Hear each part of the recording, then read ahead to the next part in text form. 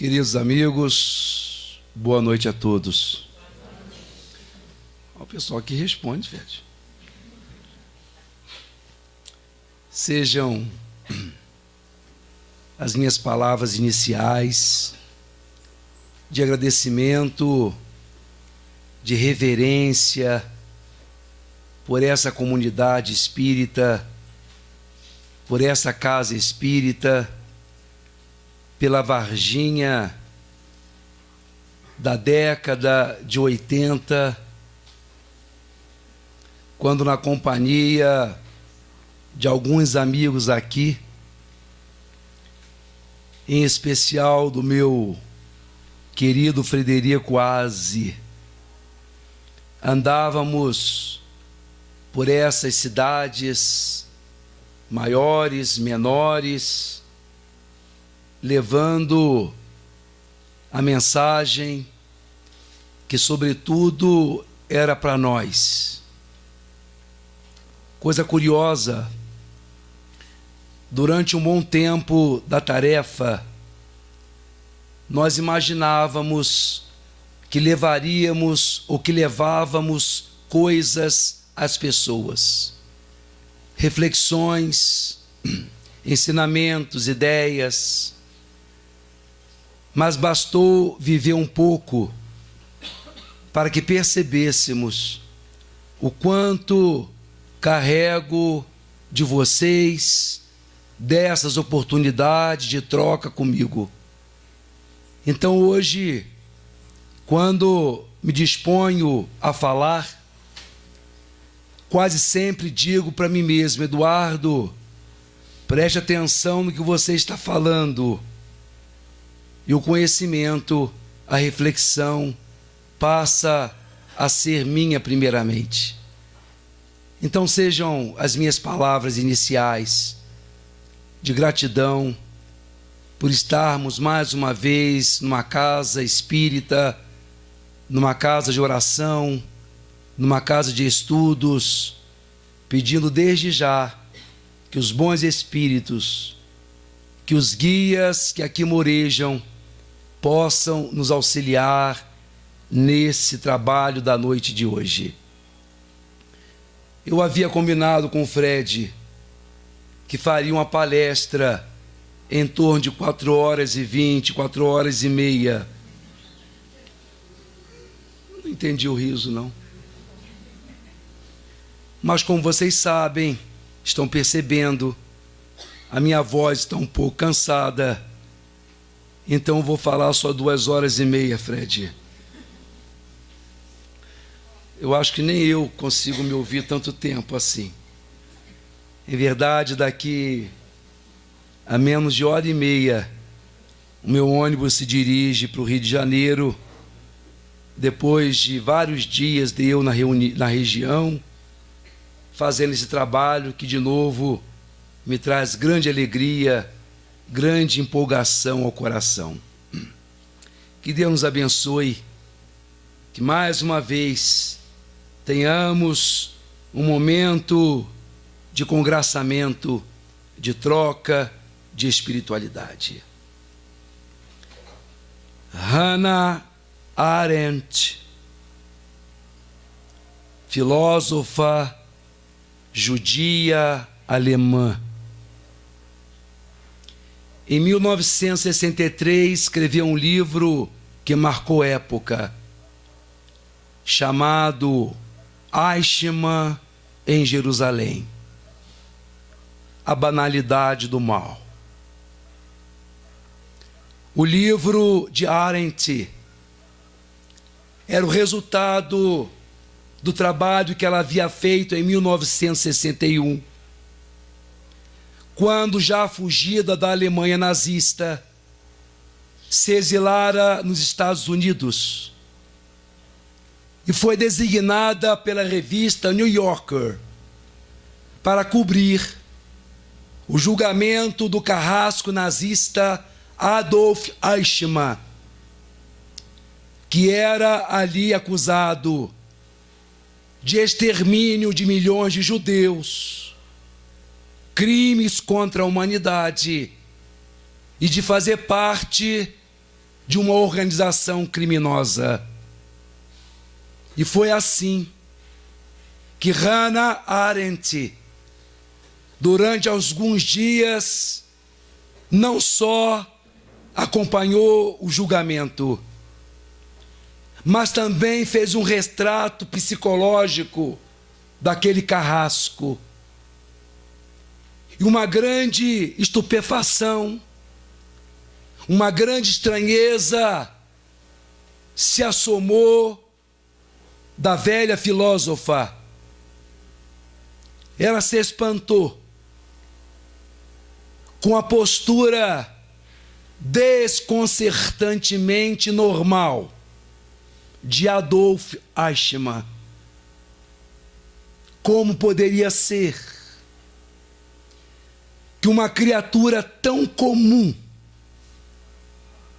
tão natural, tão igual a qualquer um de nós, foi capaz de fazer aquelas barbaridades de sangue frio?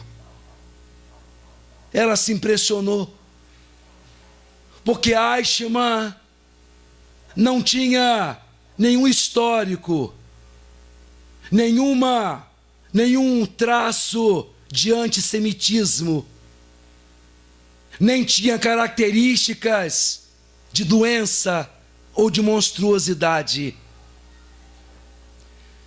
Os psiquiatras haviam atestado a sua sanidade mental, de modo que Eichmann não era somente uma pessoa comum, normal. Era até mesmo uma pessoa admirável, quando se propunha a falar da sua esposa, dos seus filhos, do seu pai, da mãe, de amigos. Era uma pessoa até mesmo encantadora.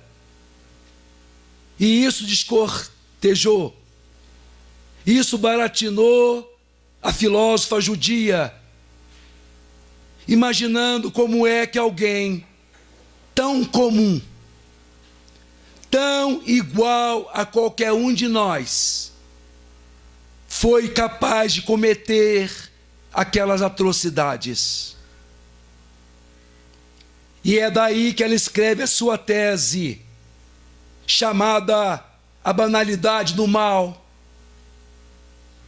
mostrando que, de maneira geral, nós temos as pessoas más, cruéis da humanidade, como sendo os grandes déspotas, os grandes criminosos da história.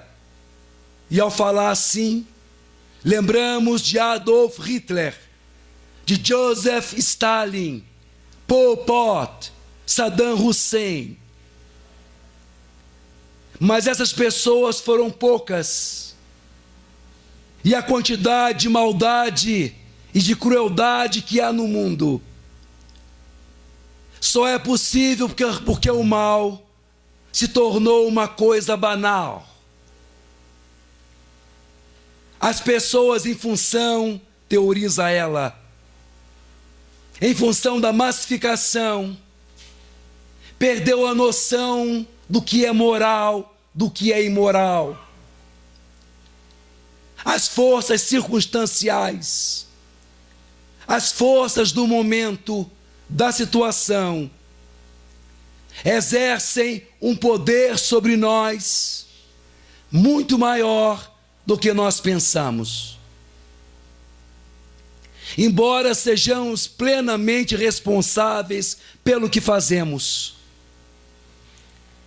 na maioria das vezes nós subestimamos as forças circunstanciais, os elementos externos que exercem pressão sobre nós, acreditando que nós somos sempre diferentes, que não somos igual à média, que estamos sempre acima dela, que não fazemos tudo que as pessoas fazem.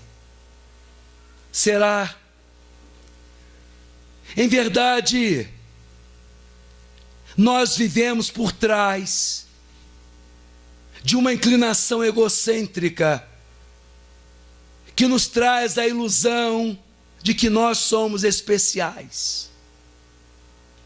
Nos protegemos de um escudo que nos faz pensar que todos nós estaríamos acima da média num teste de integridade. Em verdade, irmãos, nós estamos acostumados a viver em situações familiares. Saímos para a escola, vamos ao trabalho, à festa, tiramos férias, pagamos contas, de modo que temos um jeito de funcionar no meio de circunstâncias que já nos são conhecidas, circunstâncias familiares, regidas por leis, políticas, regras, forças que coíbem os nossos impulsos.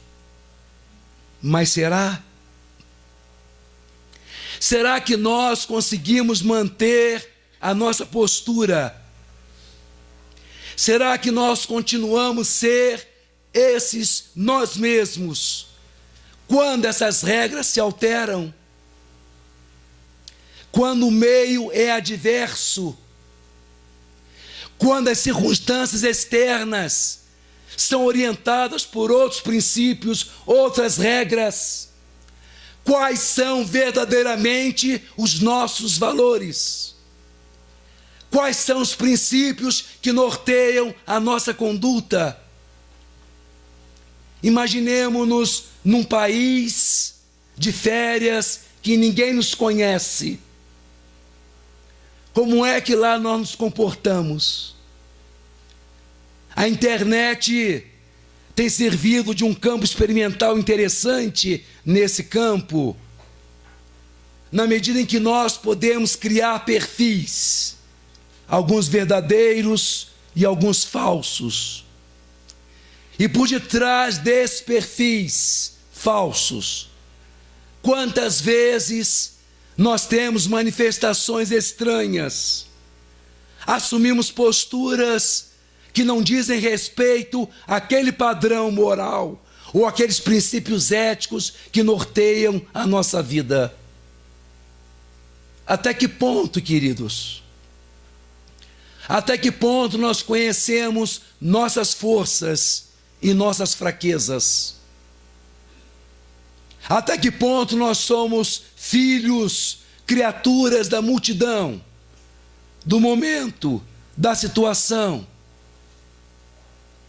Será que existe alguma coisa que alguém já tenha feito, que nós temos certeza de que jamais nos sentiremos inclinados a fazer o mesmo? Muito comumente, nós olhamos para as estrelas com as grossas lentes de uma pretensa invulnerabilidade. Mas deveríamos ser mais humildes, baixar os olhos para o declive escorregadio sobre os nossos pés e imaginarmos o que somos nós quando essas regras externas, quando esses elementos circunstanciais se modificam. Nós espíritas, principalmente, assumimos o pressuposto de que o espírito é ele independente de onde ele está. Existe um parâmetro no nosso meio de que a alma, ela revela o que ela é, independente das circunstâncias. E se assim fosse, amigos, se o mundo espiritual pudesse conhecer-nos somente em função dos valores que nós sustentamos, que nós repetimos, que nós falamos, não haveria razão nenhuma da reencarnação. A lógica da reencarnação só procede Porque a despeito de tudo aquilo que falamos, a vida maior quer ver como é que nós funcionamos na prática. Quando estamos em meio a situações adversas, será que realmente sustentamos e nos comportamos mediante aquelas ideias que nós defendemos? A lógica da reencarnação só se procede, só se justifica, porque embora todo aprendizado teórico que fazemos no lado astral, temos de vir para o lado vivo da vida, para o lado real, verdadeiro, desafiante da existência. E é aqui pela lógica da reencarnação, que nós vamos então agora interagir e ver quem cede mais, eu ou o meio. Até que ponto eu tenho poderes para, independente das circunstâncias, reafirmar quem eu sou. E aí eu me lembro, inclusive, do nosso Chico Xavier, que quando uma senhora se aproximou dele dizendo: Chico, então é verdade que você desencarna e o Emmanuel reencarna? É verdade que você vai para lá e o Emmanuel vem para cá? O Chico virou-se para essa senhora e disse: parece que é verdade, parece que é assim mesmo, eu vou e ele vem.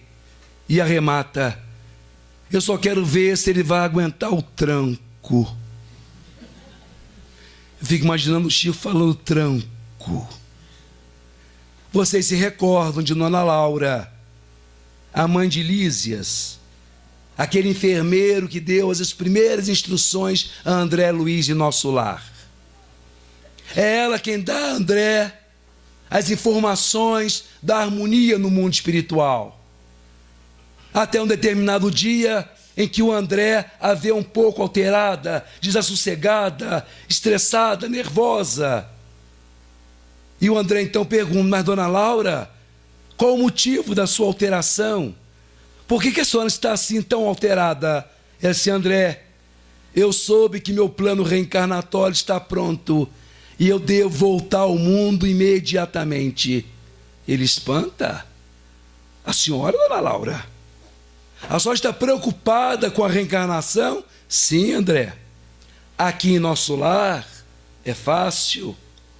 Aqui em nosso lar, quando nós oscilamos para baixo, o ambiente próprio nos conduz para cima. Lá não, meu filho. Lá eu terei de mostrar quem eu sou. Quais são os princípios que realmente me sustentam como pessoa. O que nós somos, irmãos?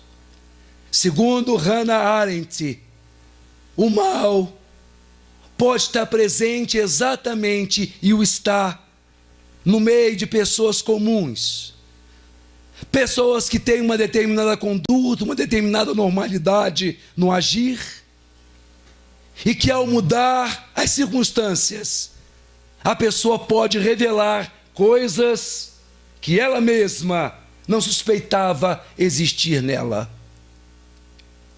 Saiamos da teoria e vamos à história, porque a história é uma testemunha grandiosa e viva.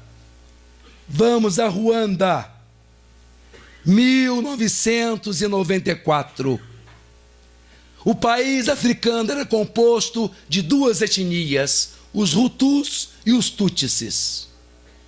Os Hutus em maior quantidade, em grande quantidade, e os Tutsis, uma quantidade menor da população ruandense, mas detentora de um padrão social, econômico melhor do que os Hutus. As duas etnias viviam maravilhosamente bem. Mulheres e homens Hutus casavam com homens e mulheres Tutsis e vice-versa. Havia o caso de vizinhos que se gostavam, famílias que se amavam, até que, na primavera de 1994, houve um levante, uma grita, em que se disseminou a ideia de que os Tutsis eram gananciosos, e porque eles eram muito ricos, muito bons, financeiramente falando, a pobreza sobrava para os Hutus. Bastou isso, queridos. Bastou que rotulassem os Tutsis como os inimigos da nação, para que milhares de Hutus se armassem de porrete e facão e matassem mais de 1 milhão. Mais de 1 milhão de Tutsis morreram em apenas 3 meses, porque foram taxados dos errados, dos gananciosos, rotulados desta maneira. 10 anos depois, uma jornalista francesa faz um estudo com os que foram presos, assassinos, e ouve de um assassino Hutu, dizendo que ele não podia entender como é que ele pôde matar a facada o seu vizinho, que era como um parente dele, com quem ele bebia no final de semana, e onde as suas vacas iam pastar comumente. Uma mãe Hutu, disse que não podia entender como é que espancou os filhos da vizinha até a morte. E as crianças olhavam para elas, assustadas, assombradas, porque era vizinha, amiga de tanto tempo. E a mulher matou essas crianças até a morte. Disse que alguém disse a ela que os Tutsis não prestavam. E ela ganhou um porrete, o marido um facão, e eles mataram dezenas de Tutsis. Vejamos que as circunstâncias bastou que rotulassem, bastou que se discriminasse, bastou que dissesse que o outro não prestava, para que pessoas amigas, queridas, parentes, avançassem sobre os outros, matando-os. Estamos falando de um país africano, de uma nação subdesenvolvida, e essas coisas são relativamente comuns. Mas vamos então a Paris de 1939 e 40, quando as forças de Hitler chegam em Paris, procurando os judeus franceses.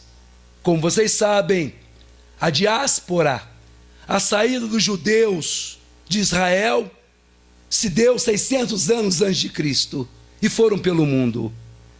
Então em todos os países haviam judeus, e em Paris, judeus franceses, amigos, alguns casados, vizinhos, aqueles com quem a gente troca uma xícara de café, uma xícara de açúcar. Alguns franceses descobriram que a polícia procurava somente os judeus franceses, e não foram poucos que, em troca de alguns poucos benefícios, entregaram seus vizinhos, sabendo que eles seriam mortos, sabendo que eles seriam presos. Essas criaturas decidiram extorquir judeus em troca de silêncio, e alguns chegaram ao cúmulo de extorquir, ganhar dinheiro e ainda assim entregar o judeu sabendo que ele seria morto. A da revista Spiegel, da Alemanha, publicou em 2005 um artigo mostrando que na Polônia os poloneses fizeram o mesmo com os judeus poloneses. Quem somos nós, irmãos? Quanto que há em nós de verdadeiro civilizado? Até que ponto essas regras sociais, comportamentais, circunstanciais, na medida em que elas se alteram, o que é que nós somos, o que é que nós passamos a ser? O Livro dos Espíritos, na questão de número 932, traz uma questão ainda mais profunda. Kardec pergunta: por que é que no mundo, comumente, amiudadamente, os maus sobrepujam aos bons? E as entidades dizem: porque os bons são tímidos, os maus são audaciosos, são intrigantes, os bons são tímidos. O dia que os bons quiserem, preponderarão. Aí nós chegamos ao campo do mal por inação, daquele mal pela abstenção de agir. O mal que nós não fazemos exatamente o mal, mas deixamos de fazer o bem, e às vezes nos tornamos coniventes com o mal. O psicólogo americano Philip Zimbardo, em 1971, fez uma experiência interessantíssima na Universidade de Stanford. Pegou a sua turma de psicologia, organizou no porão da universidade um ambiente simulando um presídio e dividiu a turma em duas classes. Uma que faria o papel dos guardas e a outra turma que faria o papel de prisioneiros, de um modo que o jogo era os policiais se comportarem como soldados, como guardas, e os outros alunos, colegas, se comportarem como prisioneiros. A experiência estava marcada, planejada para durar 4 semanas e teve de ser interrompida no 4º dia, porque os alunos que assumiram o papel de soldados começaram a realizar tantas atrocidades, tantas perversidades, copiando o que há de pior no sistema carcerário, que o pesquisador Zimbardo temeu pela vida dos meninos e interrompeu a experiência. De modo que os soldados assumiram uma postura tão arrogante, tão ruim, tão má. E aqueles que se intitularam como prisioneiros assumiram uma postura tão passiva, tão sem iniciativa, que os outros faziam, bordavam, pintavam com eles. Mas havia no meio dos soldados os chamados soldados bonzinhos, que eram aqueles que não tinham coragem de fazer essas coisas. Mas embora não fizessem essas coisas, essas atrocidades, ainda assim eram incapazes de se oporem, de dizer: fulano, para, basta, já foi demais. Se omitiam. Esse é o mal de inação. E nós focamos muito naquele mal perpetrado pelo criminoso, por suas ações malévolas, ruins do criminoso. Mas existe um mal que é o da não ação. Quando nós somos convidados a desobedecer, a denunciar, a nos opor e nos omitimos. Um dos maiores e menos conhecidos colaboradores do mal passam ao largo dos protagonistas da injúria e provém do coro silencioso daqueles que olham, mas não veem, daqueles que escutam, mas não ouvem. Somos o que, queridos? Hannah Arendt estabeleceu essa condição de que a pessoa, na medida em que ela não se conhece, ela é capaz de realizar coisas horríveis, tornando o mal banal. Daí que os espíritos, na questão de número 919 do Livro dos Espíritos, quando Kardec pergunta qual o meio prático mais eficaz que tem o homem se melhorar nesta vida e resistir à tentação do mal, as entidades nem se preocupam em criar uma resposta nova. Tomam-na da história humana e dizem assim: um sábio da antiguidade vô-lo disse: conhece-te a ti mesmo. Meus irmãos, é exatamente a percepção de que nós não somos os tais, de que podemos nos infectar da influência das massas, do chamado psiquismo de manada, e agirmos inconscientemente no chamado piloto automático, achando que estamos sempre certos. Diante de quaisquer situações, achamos que nós já temos critérios éticos definidos, prontos, estabelecidos, basta segui-los e acertá-los. Não. É exatamente a percepção de que nós podemos nos infectar e fazer atos inconscientes, sem reflexão. É isso que nos vulnerabiliza. E é exatamente a percepção de que somos vulneráveis que nos defende. Como então nos defender?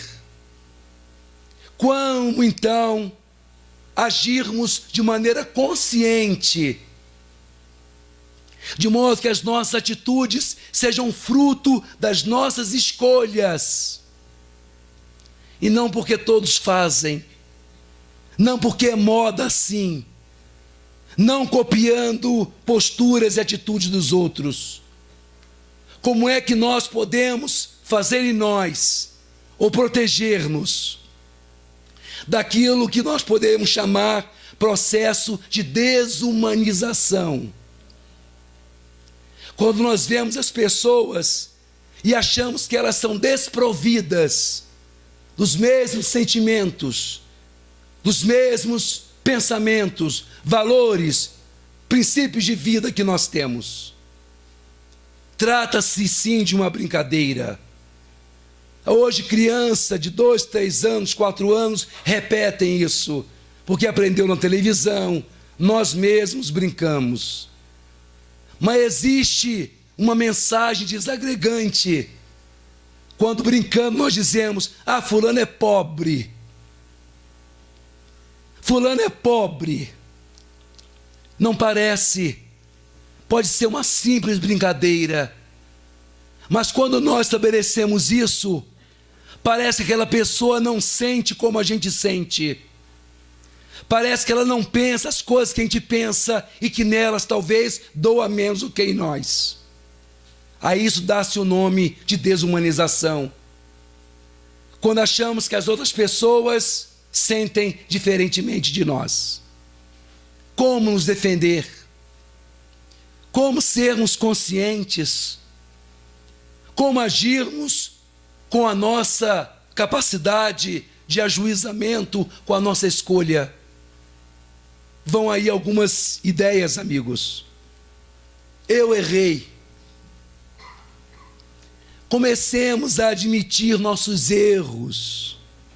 Primeiro os nossos, depois dos outros. Você errou. Você fez tudo pensando que estava certo, mas agora viu que errou.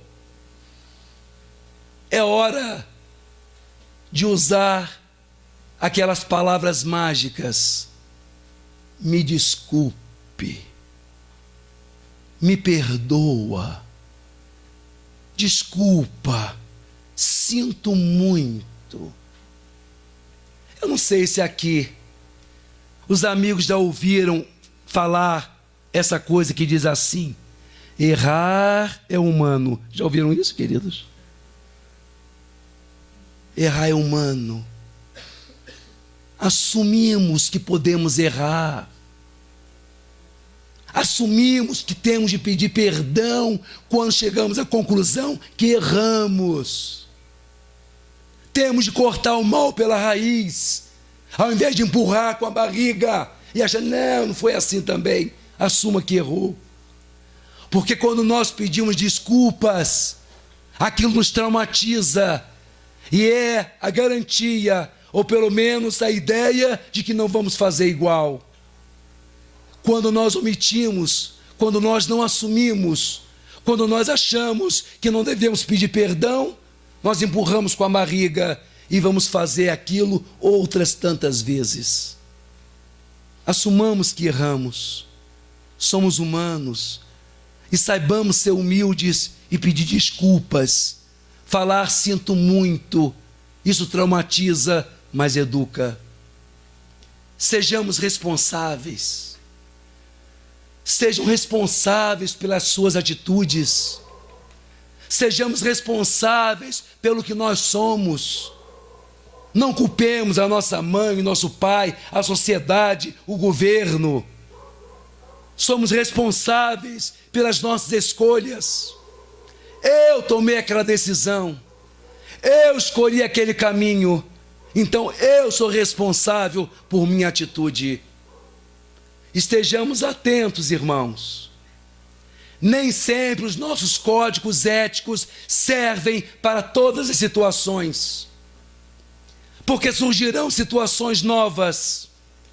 Seremos conflitados com situações inesperadas.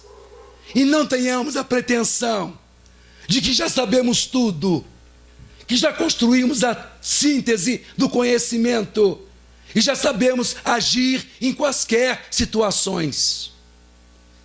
Na questão de número 919A, Santo Agostinho pede que nós tenhamos aquele momento zen, analisando como foi o nosso dia, o que fizemos de bom e de ruim, de certo e errado.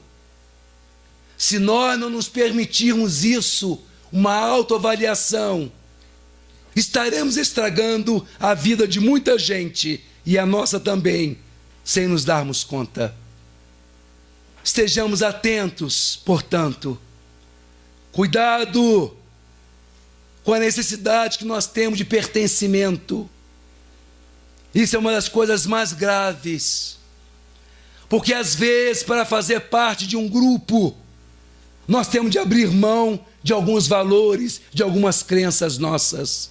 Cuidado, porque às vezes vale a pena rebelar-se contra o grupo. Às vezes, em nome da nossa identidade, em nome dos nossos valores, é preferível rompermos com o grupo. E na maioria das vezes nós temos uma necessidade enorme de estarmos incluídos, de estarmos localizados com pessoas, fazermos parte de um grupo. No ambiente de trabalho, na hora do almoço, os garotos estão ali naquele setor de trabalho, naquela repartição. E um deles decide colocar o outro na berlinda e começa a criticar o sapato que está manchado, a camisa amarrotada, o cabelo mal cortado. E nós estamos ali. E o outro que está na berlinda, ele começa a rir, como a querer dizer que aquilo não está afetando. Mas o outro insiste e começa a falar do jeito que ele anda, do cinto que ele está usando. Começa a criticá-lo, a escarnecer, a zombar. Chega um momento em que ele já está vermelho, ele já está sem graça, ele não pode mais dizer que aquilo não está afetando, e nós estamos vendo a cena. Ele já não sabe em si, já não cabe em si, já está totalmente perdido, se sentindo ali humilhado, exposto, diminuído. Nós estamos vendo a cena. E quantos de nós nos propomos a dizer: fulano, peraí, também não é assim. Ou tentar virar o jogo. Temos medo, porque o outro pode virar-se contra nós e nós sermos o próximo da berlinda. Aquilo não nos fez bem. Não protestar, não denunciar, não repudiar nos fez mal. Mas nós embutimos e deixamos que a coisa vá levando. Esta é a tese de Hannah Arendt, do mal que se tornou banal, do mal que pode ser cometido por pessoas comuns, normais, como Adolf Eichmann, que somente cumpria ordens. À luz do Espiritismo, à luz da mensagem de amor, nós podemos contrapor a banalidade do mal de Hannah Arendt, a banalidade do bem, a banalidade do heroísmo. Hoje, se eu quiser saber qual é a população carcerária de Varginha, eu levanto isso fácil. Se eu quiser saber a taxa de homicídio de Varginha, é fácil levantar. Os dados quantitativos para saber quantos suicídios, quantos latrocínios, todos os indicadores perversos da sociedade, eu os tenho com facilidade. Isso não acontece com o bem. Dificilmente saberemos quantas pessoas tiram uma tarde de sua semana para dedicar-se ao bem. Quantas pessoas tratam de cachorros perdidos na rua, não sabemos. De modo que os dados estatísticos para as ações positivas da humanidade não são catalogados. E isso nos dá a impressão de que o mal campeia. Mas assim como o mal é banal, o bem também pode ser banal, queridos. O bem também pode ser realizado por pessoas comuns. Jamais nos esqueceremos daquele chinês carregando 2 sacolas de mercado, conhecido como rebelde desconhecido, que naquele 5 de junho de 1989, para diante de 17 tanques blindados que o exército chinês havia mandado para trucidar a passeata que se reunia na praça Tiananmen, em Beijing. Os tanques 17 iam pela avenida em direção para trucidar aquela quantidade de pessoas. E aquele chinês, sozinho, ele com as 2 bolsas, para diante do tanque. O tanque tenta desviar, ele vai para frente do tanque. Coisa estranha. Os tanques iam matar centenas de pessoas, mas não ousaram passar por cima daquele único homem ali parado diante deles. Não parou aí. Ele escala o blindado, o tanque. Lá em cima levanta a tampa e diz: o que é que você está fazendo aqui? Volte para sua casa, volte para sua família. O meu povo não merece isso. Não sabemos o que aconteceu com esse homem. Mas o heroísmo é exatamente isso. É o indivíduo pensar que ele pode fazer diferente, que ele pode se opor àquilo que todo mundo faz. Lá em Ruanda, enquanto vários Hutus mataram Tutsis, vários deles se negaram a fazê-lo. vários Hutus esconderam seus amigos, sua gente querida, Tutsis, nos seus ambientes, nos seus guarda-roupas, nos seus armários, sabendo que se fossem pegos, seriam mortos também. Mas se decidiram a não fazer igual, a não matar os seus amigos. Na Europa, na Paris de 45, de 39 a 45, embora alguns tenham entregue vários judeus franceses, não foram poucos aqueles franceses que construíram paredes falsas, esconderam judeus no porão, no sótão, nos depósitos de carvão, porque não podiam fazer isso com aquela gente. Então, contrapondo a banalidade do mal, nós estabelecemos a banalidade do bem. E as histórias de heroísmo sempre haverão de nos encantar. Sabedoria, clareza, coragem, força de espírito serão sempre coisas que nós vamos admirar. As histórias heróicas nos fascinam, porque elas lembram o que há de certo na natureza humana. São lembretes poderosos que nos lembram de que nós temos forças, sim, para sobrepor-nos ao mal, para resistir às pressões externas, a agirmos conforme os nossos interesses, a agirmos segundo os nossos princípios. De modo que ao lado da banalidade do mal, nós podemos colocar a banalidade do heroísmo, daquelas pessoas que simplesmente decidem a fazer diferente, e não são excepcionais, não são pessoas iluminadas, são pessoas que diante daquelas circunstâncias decidiram fazer o certo e não copiar os outros. Essa é a banalidade do heroísmo que todos nós podemos ter,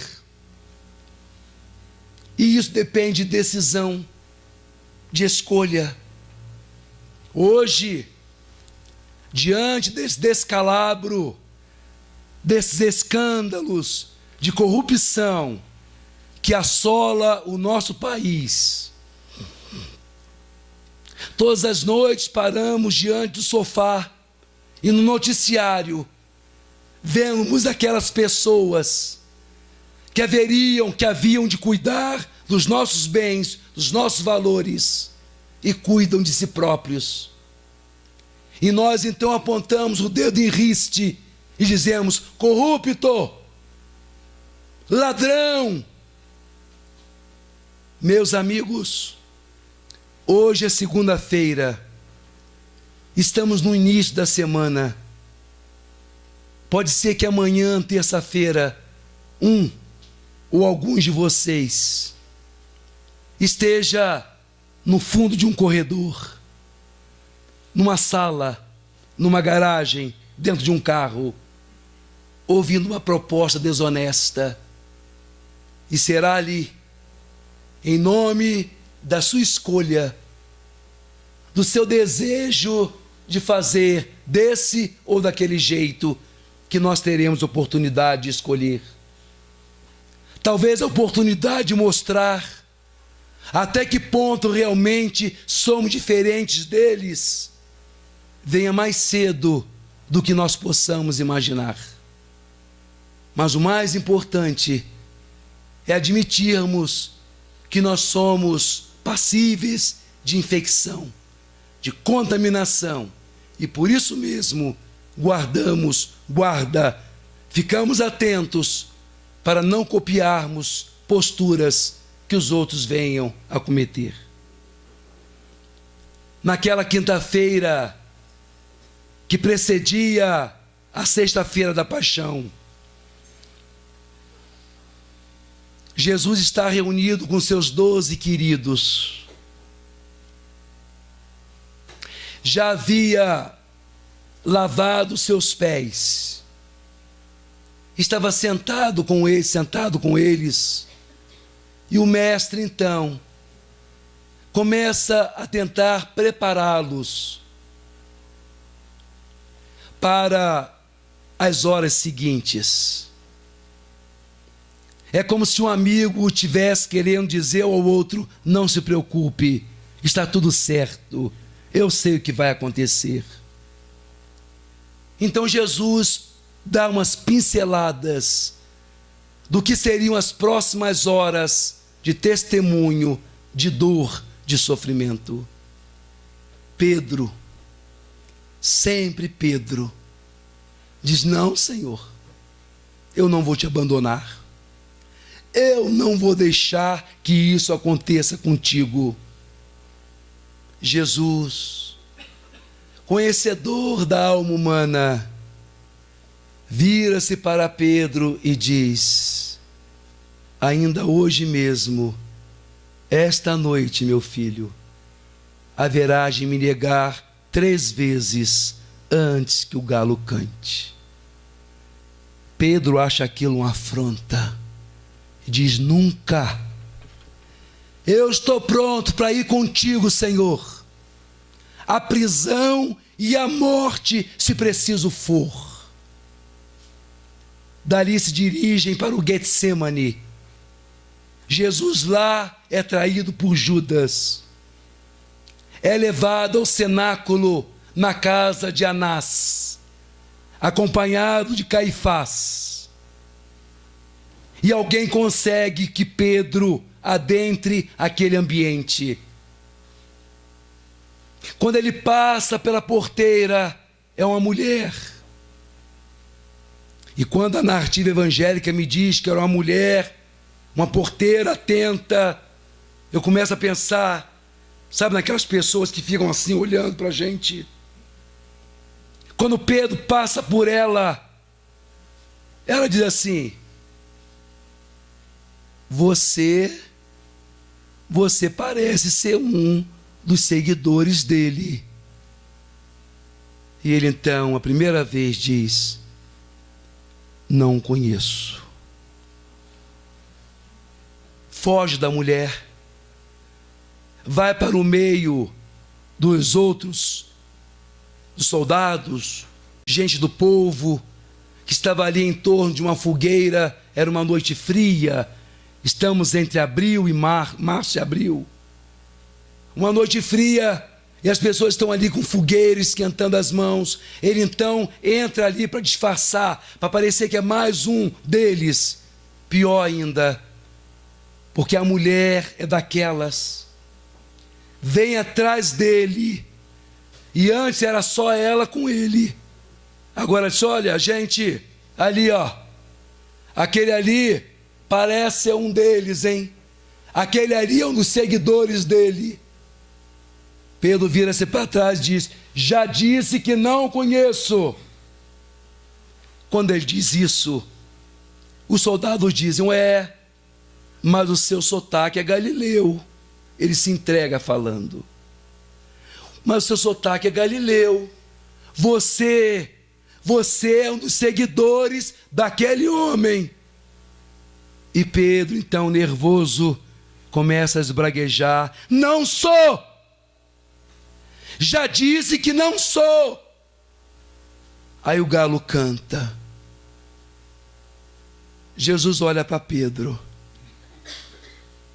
Ele se lembra do que Jesus havia dito à noite. O galo cantou. Pedro chora de vergonha. Pedro chora amargamente. E Jesus só olha para ele, não fala nada. Eu fico pensando, irmãos, que Jesus, olhando para Pedro, devia estar dizendo assim: eu te entendo, meu filho. A gente não consegue ser herói sempre que a gente quer. Eu te compreendo. Ao lado da banalidade do mal, de Hannah Arendt, nós essa universalidade do mal nos faz estender também a banalidade do bem. Do bem que pode ser feito por pessoas comuns. Não somente um Chico Xavier, uma irmã Dulce, ou outros grandes defensores da humanidade. Se existiram as grandes almas perversas, existiram as grandes almas bondosas. Mas nós estamos aqui, com a nossa normalidade, quais heróis comuns. E assim, parece que todos nós somos heróis, esperando a hora para fazer a coisa certa. O herói que não está na mídia. O herói que não é festejado pela mídia, que não é consagrado. Eu estou falando daquelas pessoas cujos sacrifícios enriquecem as nossas vidas. Aqueles heróis anônimos que trabalham todos os dias em atividades desconhecidas, mal pagas, desprestigiadas. Daquela gente que reafirma diariamente os seus valores morais, decidindo ser bons, independente do que os outros façam. Eu estou falando do professor, da enfermeira, da mãe dedicada, o policial honesto. Essas pessoas que decidem reafirmar seus princípios e estão aqui. Somos nós. Somos nós, esses heróis que ainda não se manifestaram. Estão esperando um momento oportuno para mostrar a sua grandeza. Somos muitos. O momento de decisão vai chegar. Pode ser que seja essa semana, pode ser que chegue mais tarde. Mas nós estaremos, queridos, diante da opção em ajudar o outro ou ferir. Será sempre uma decisão nossa. Não somos, meus irmãos, infelizmente não somos aquele senhor chamado Clark Kent, um sujeito comum, mas que tinha debaixo da roupa comum os extraordinários poderes do super-homem. Não. O nosso heroísmo vai se manifestar no momento, na decisão, naquela hora em que nós podemos optar desta ou daquela maneira. E olhando daqui, Fred, eu acho que nós vamos ter de mandar preparar muitas coroas de louros, porque eu vejo uma quantidade enorme de heróis esperando o momento certo para agir. Quando o sino tocar, queridos, vocês saberão que tocam por vocês.